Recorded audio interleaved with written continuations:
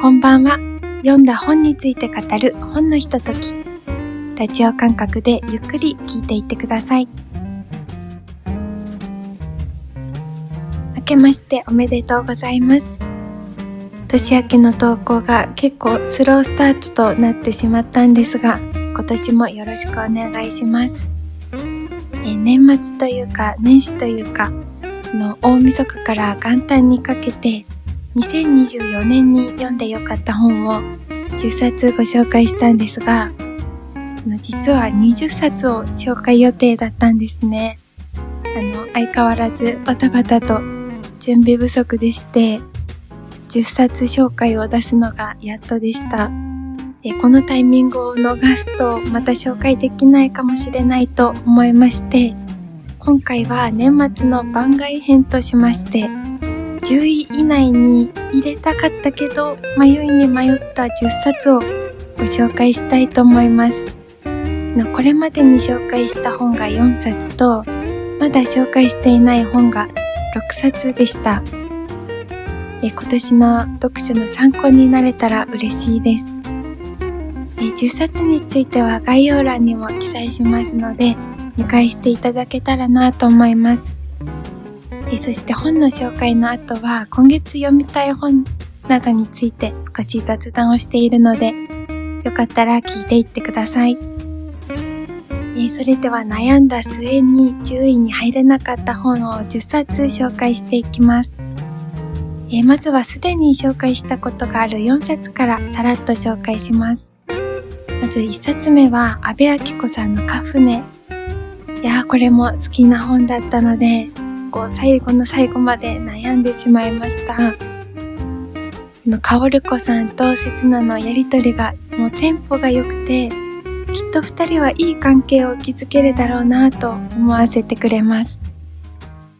この本は家庭環境の問題や貧困、そして子供を持つということ、大切な人を亡くした後の残された人たちの気持ちなどを考えさせられる事柄が詰まっていて、そんな状況の中でも生きようと思うのに、誰かと美味しいご飯を食べることだったり、居心地のいい空間だったり、楽しさや嬉しさを感じることが必要なんだなと感じさせてくれる一冊でした。2冊目は池井戸潤さんの俺たちの箱根駅伝。これも一味違った駅伝小説で、池井戸さん節のある作品でしたね。今年の駅伝は2年ぶりとなる学生連合チームの出場だったんですが、皆さんは見ましたでしょうか？私は最初の少しだけ見れたんですけど、ちょうど見た時に学生連合チームが1区を2位で走っていまして、もう応援しました。で、最後のタイムは16位に当たるタイムだったんですが、もうしっかりとね、実況アナウンスと学生連合チームの紹介も聞きました。今まであまり気に留めていなかったんだなと思って、この本はそんな新しい視点を見せてくれる小説でした。3冊目は青山美智子さんの赤と青のエスキース。青山さんの作品はね、きっと毎年いい出会いがあると思うんですけど、昨年は2冊読みまして、中でもこの作品が好きでしたね。ちょっと最初の章で、じれったいところもあったけど、最後まで読んで、やられたと思えたのも楽しかったですね。一枚の絵画を通してというのもいいし、さらに時間が過ぎていく感じも良かったです。4冊目は上橋直子さんのこうくん。ファンタジーなんですが、現代の私たちへのメッセージ性も強く感じさせられた一冊でした。昨年はお米不足というのもありましたよね。で、それも踏まえて、一つの食料への依存や自然と人間の共生、政治のあり方など、ファンタジーだと思って読んでいたら、すごく考えさせられる内容でした。文庫本は全部で4巻ありまして、先月4巻目が発売されていますので、気になった方はぜひ一度見てみてください。今紹介した4冊は、過去の動画でそれぞれ詳しく紹介していますので、よかったらそちらも聞いていただけると嬉しいです。ここからはまだ紹介していなかった6冊を紹介していきます。まず1冊目は菰野恵那さんの幸い住むと人の言う。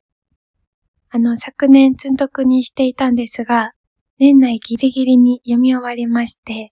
これもね、良かったです。ちょっとあらすじを紹介します。大きな豪邸に住む80歳の老女、高坂桐子。桐子は元教師で顔が広く、教育から身を引いてからも町の人から頼りにされていました。妹のゆり子と2人だけで暮らしていたんですが、ある日姉妹が2人とも亡くなってしまいます。この老姉妹はなぜこんな豪邸に2人だけで住んでいたのか。2024年から20年ごとに遡り、姉妹の人生を少しずつ紐解いていく、2人の女性の人生を描いた物語となっています。この作品、最初はミステリー味を帯びた始まり方で、少しずつ2人の過去が明らかになっていくんです。この姉妹は戦争孤児で、幼少期に両親を亡くしていて、親戚を渡り歩きながら、2人が共にお互いのことを思い合い、支え合いながら生きてきたんですね。いつか自分たちだけのお家で2人で住もうと夢見ていたんですが、いつからか少しずつその思いにズレが生じてくるんです。姉のために親戚の策略で結婚することになったゆり子さんと、結婚に縛られてしまった妹を抜け出させてあげたい姉。見た目も性格も違い、正反対の人生を歩んできた2人なんです。お互いを思い合うばかりに、自分の幸せを見えないふりしたり、手放してしまったりと、縛りから解放されたいはずなのに、自分たちで縛ってしまっているというのが見えて、ちょっと辛さも感じました。幸せってなんだろう、どこにあってどうやって感じるんだろうって考えながら読み進めた作品です。この2人のどちらの思いも間違いではなく、生き方も失敗ではないよと言ってあげたい気持ちになります。幸せってね、近くにあると気づけないもので、遠くばかりを見てしまうかもしれません。自分の幸せは他人によって決められるものではなく、自分が感じるものだと思わせてくれる一冊でした。個人的にはもうちょっと、あとちょっと深く2人の人生を見れたらよかったかなという思いもありました。2冊目は安藤祐介さんの本のエンドロール。これまでも装丁のデザインをしている人や出版社の人、作家さんなどを題材とした小説も読んできたんですが、印刷会社ってそういえば全然知らないなと思って手に取ってみました。あらすじを紹介します。日々トラブルに見舞われながら、印刷会社メーカーだという矜持を持ち、廃れゆく業界で自分に一体何ができるのかと悩む本作りに携わる印刷会社の営業浦本と、彼の関わる奥付けに乗らない裏方さんたちの活躍と葛藤を描いた小説です。この印刷業界の厳しい現実や仕事のやりがいとは何かを問うたお仕事小説です。私はこの本を読んでから奥付けの印刷会社もチェックするようになりまして、営業さんや工場作業員や DTP オペレーターと呼ばれる人たちの本作りにかける熱い思いに胸打たれました。ものづくりや本が好きで、この仕事を始めたけれど、現実は厳しく、夢で飯を食っていけるのかという思いや、それでも本を作っていたいという職人さんたちの思いが詰まっています。そして仕事に夢や好きなことを見出す営業マンと、夢は目の前の仕事を毎日手違いなく終わらせることだという、この営業マン。この言葉のね、重みがまた痛いほど伝わってくるんです。今は電子書籍も結構主流になってきて、本屋さんがなくなっていくというのも実感しますよね。私も雑誌や漫画は電子書籍で読んでいて、小説も一時期、お引越しとかあるし、物を少なくしようと思って、電子書籍で読んでいたんですが、やっぱりね、紙をめくったり、本の重みを感じたくて、また買うようになりました。ぜひ本が好きな方や書店に行くのが好きな人など、本好きさんに読んでみてほしい一冊です。3冊目は笹良子さんのエンド・オブ・ライフ。こちらの作品は小説を読んでのワクワクとか面白いというのではなくて、本当読んでよかったと思えた作品でした。この作品は著者の笹さんが訪問看護師たちと共に死を迎える人と寄り添う人に触れて、終末期のあり方を問うたノンフィクション小説です。そして本作の中では取材をしていた訪問看護師の一人の方が、自身がステージ4の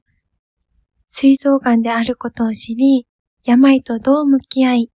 死に折り合いをつけるのか、そして笹さん自身についても、母を長年在宅看護しているお父様のお話が綴られています。作中である家族の在宅老看護の場面が描かれているんですが、結構ね、読んでいて介護する側のきつさや苦悩、そしてされる側も悲しさや羞恥といったものに胸が苦しくなることがありました。著者はその場面を振り返って人生100年時代に触れながら、家族愛という言葉で何かを抱え込んだり縛られたりする人はこれからももっともっと増えていくだろうと言われていたのが印象的でした。本人の希望で家で過ごしたいという思いや、家族なのに最後まで面倒を見ないで施設に入れるのはかわいそうという思いや言われることもあるかもしれませんね。そんな時自分はどうだろうっても考えずにはいられませんでした。最後まで家族と過ごしたいとか、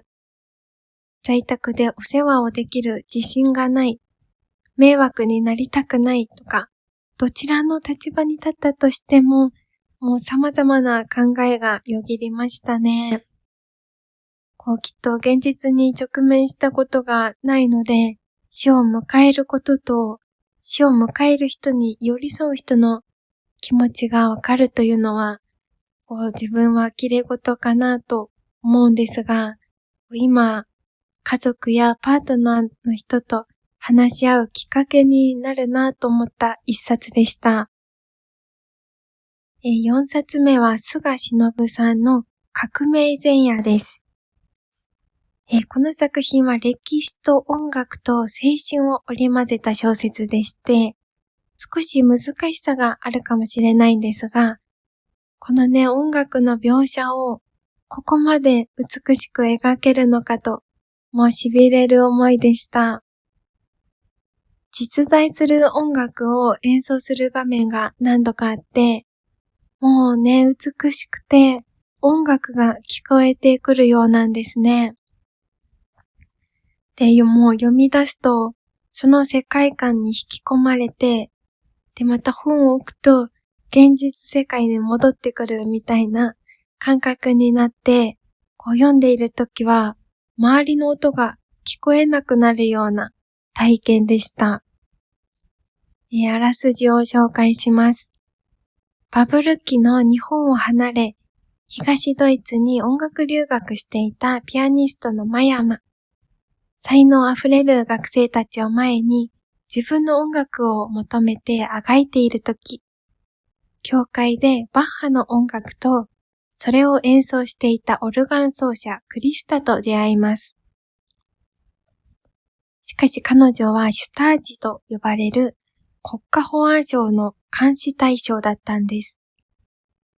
このクリスタを通じて音楽と向き合いながらも革命に巻き込まれていく青年音楽家の成長を描いた長編小説です。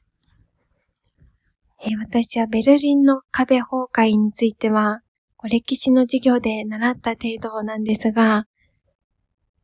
社会主義的思想や民主化運動、そして自由の制限や西と東に暮らす人々の生活などの当時の状況を知りながら、自分のあまりの無知さにも気づかされました。後半から終盤に向かうにつれて、ミステリー要素が結構強くありまして、どんどん引き込まれていきます。歴史とエンターテインメントの展開が絶妙なんですよね。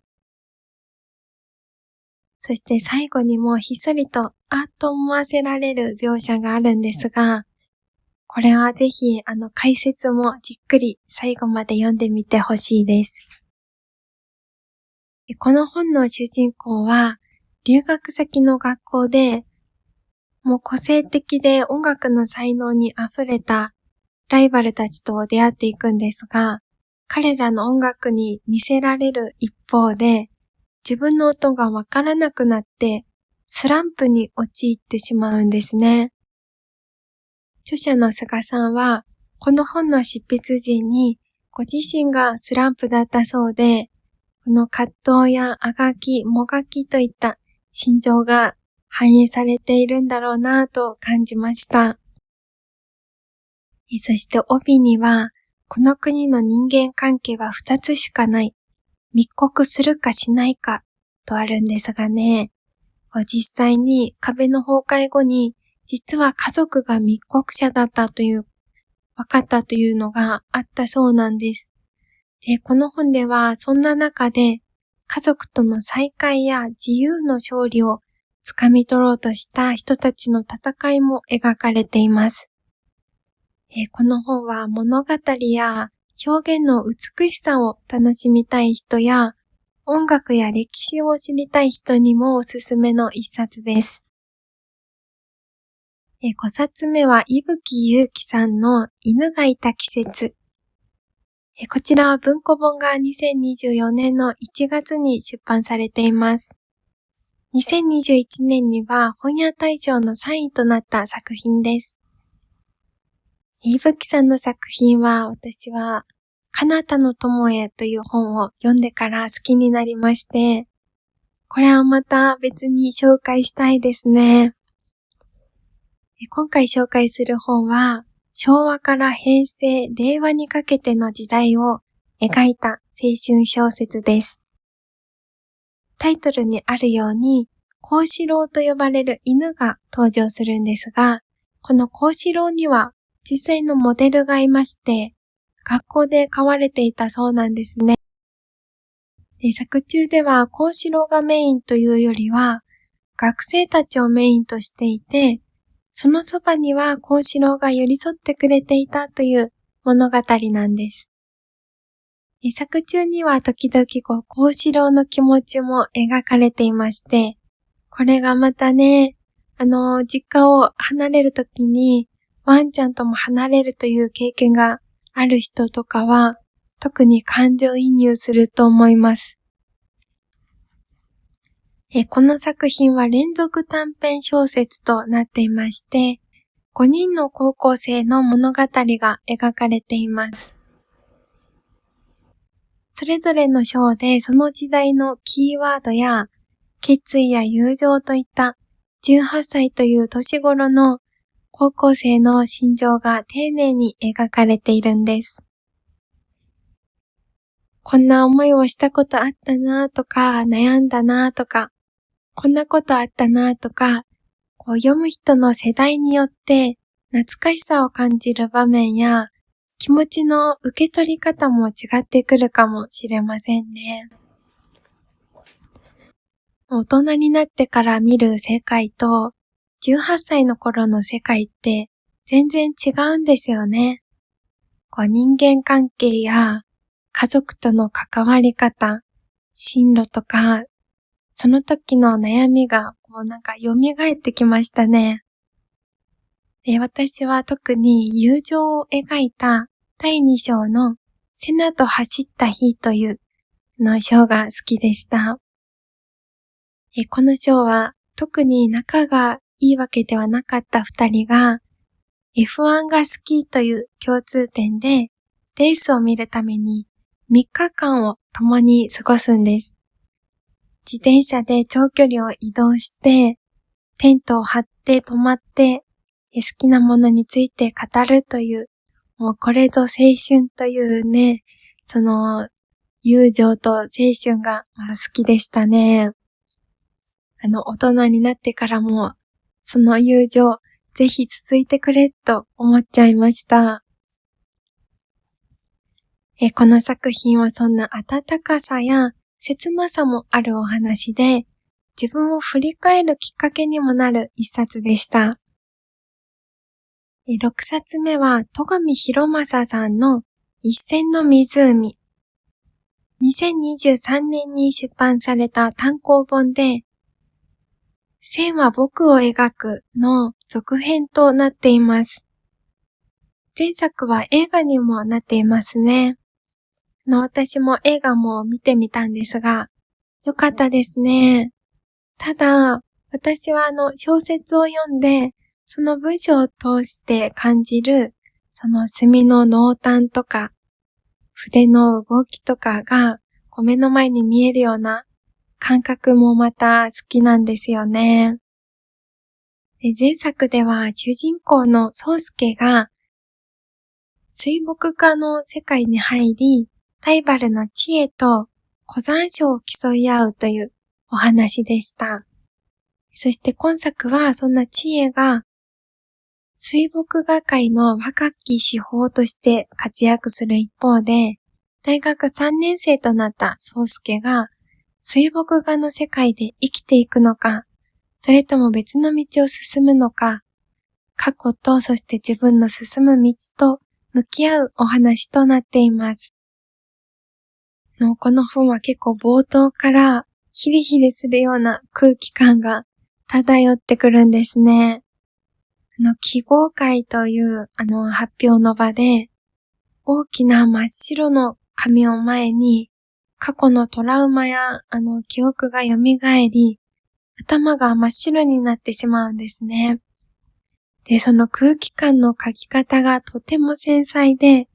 もうその場にいるような緊張感が伝わってくるんです。で、彼はこれを機にまた自分の殻に閉じこもってしまうんですが、亡き母が先生として勤めていた小学校で、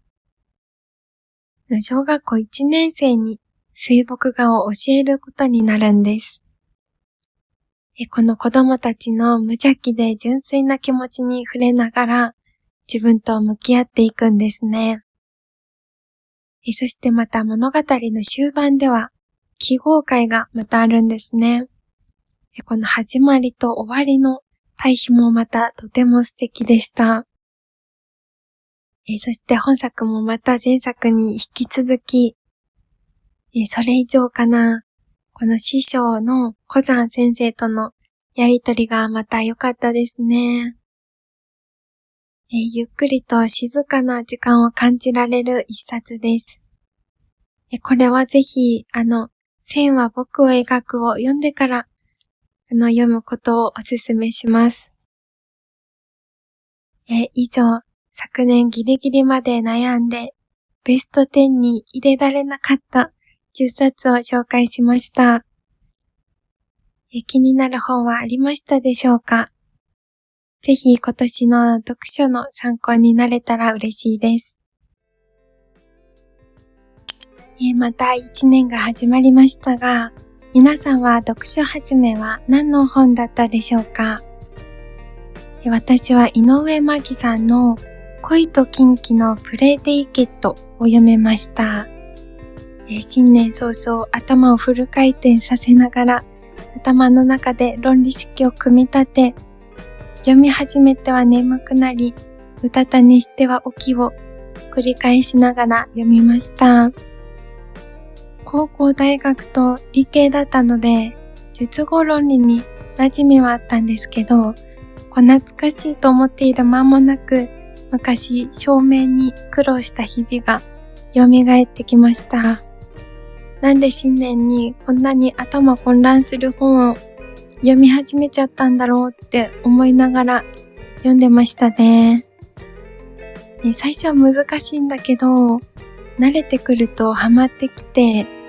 最後なんか読み終わるのが惜しくなってきました。ちょっと同じような数学系の本ないかなと探しています。ぜひ情報をお持ちの方は教えてください。そして今月は伊坂幸太郎さんの新刊が出るんですが、楽園の楽園という本がね、出版されるんです。これを昨年知って楽しみにしていたんですけど、ちょっと迷ってまして、単行本なんですけど、ページ数が100ページちょっとなんですよ。ちょっと少ないなぁと思って、それでいて1700円で、